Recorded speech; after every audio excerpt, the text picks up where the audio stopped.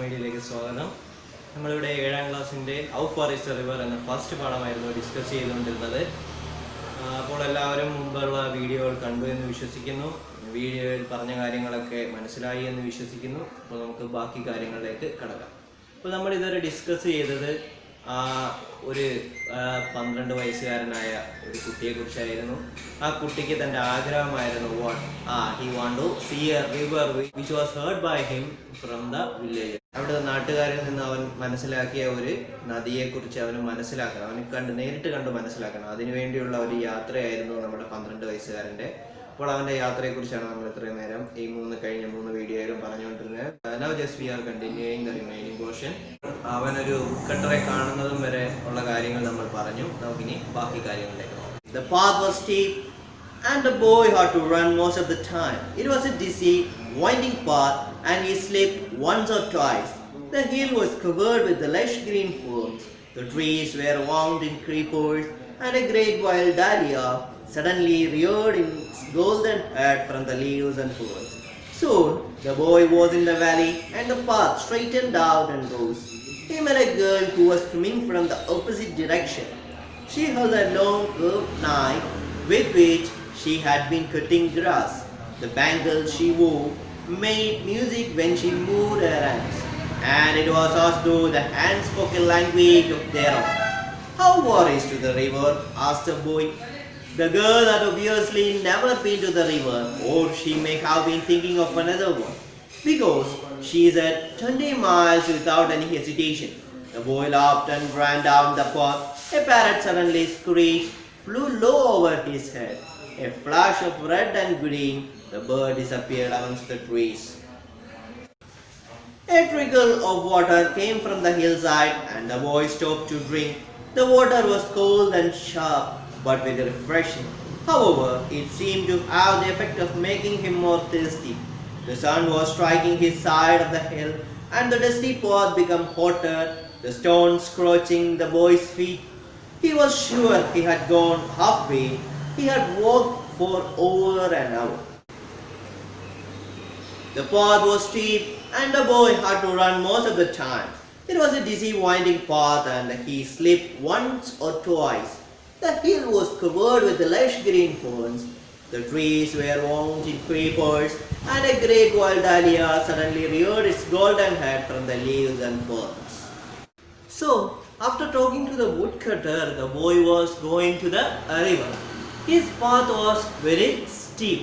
As we have already discussed about what is steep. Steep എന്താണ്?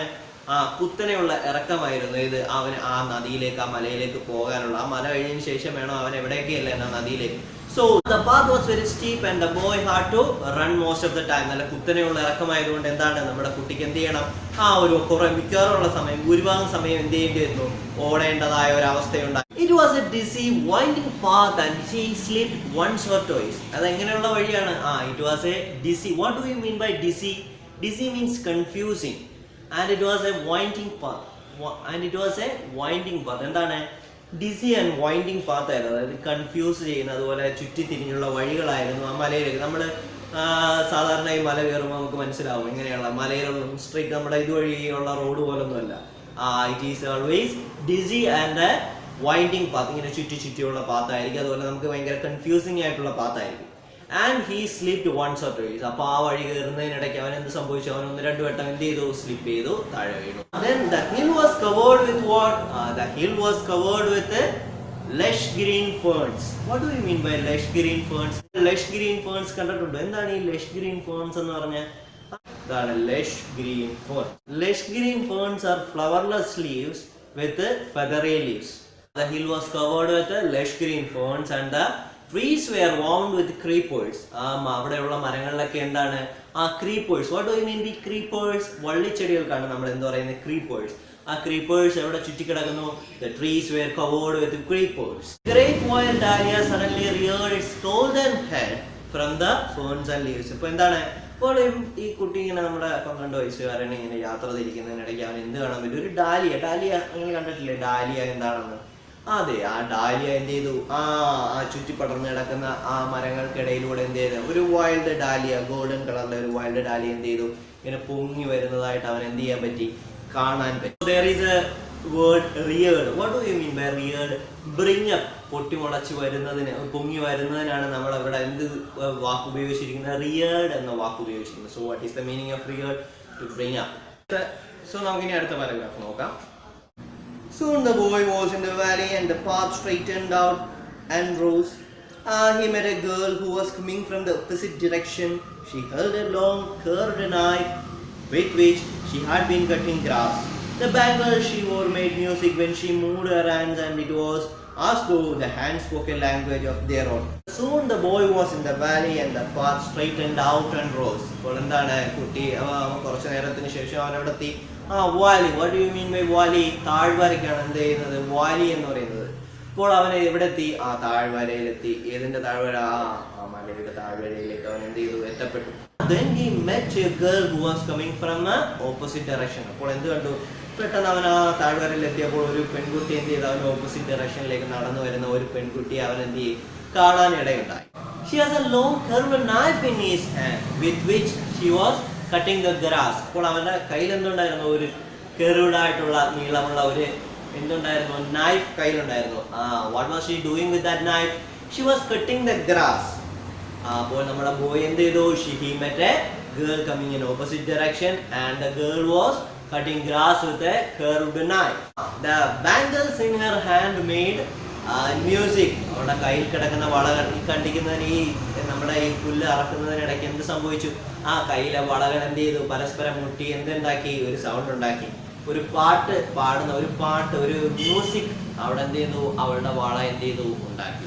The bangle she wore made a music when she moved her hand, and it was as though the hands spoke a language of their own. അപ്പോൾ എന്താണ്? അവളുടെ കൈ കിടക്കുന്ന വളകൾ അവളുടെ കൈ അനക്കിയപ്പോൾ എന്തുണ്ടാക്കി?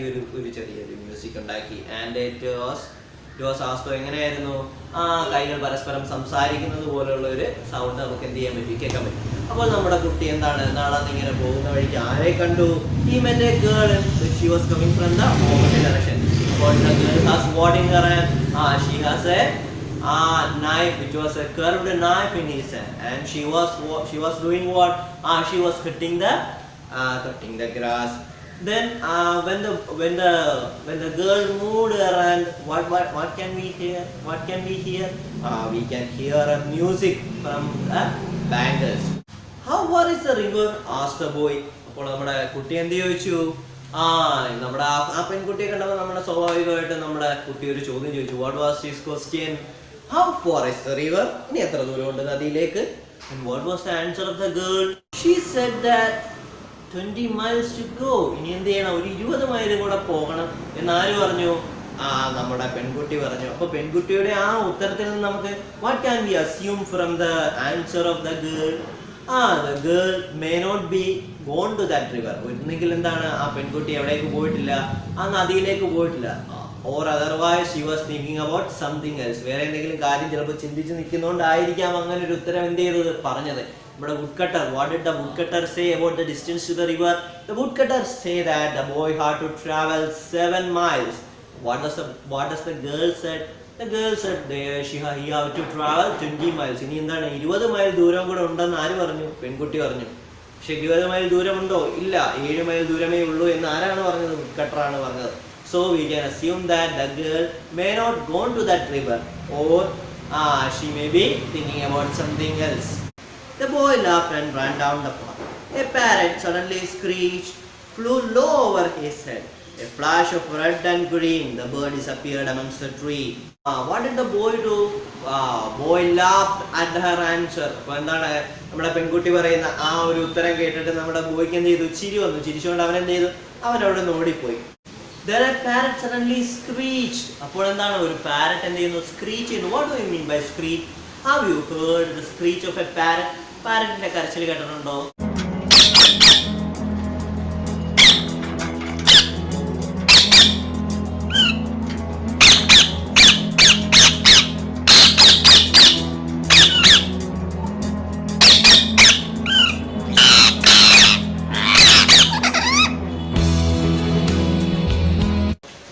പാരറ്റിന്റെ ഒരു ബഹളം വെച്ച് നമ്മുടെ കാത് തുളപ്പിക്കുന്ന രീതിയിലുള്ള ആ ഒരു സൗണ്ടിനാണ് നമ്മൾ എന്ത് പറയുന്നത്?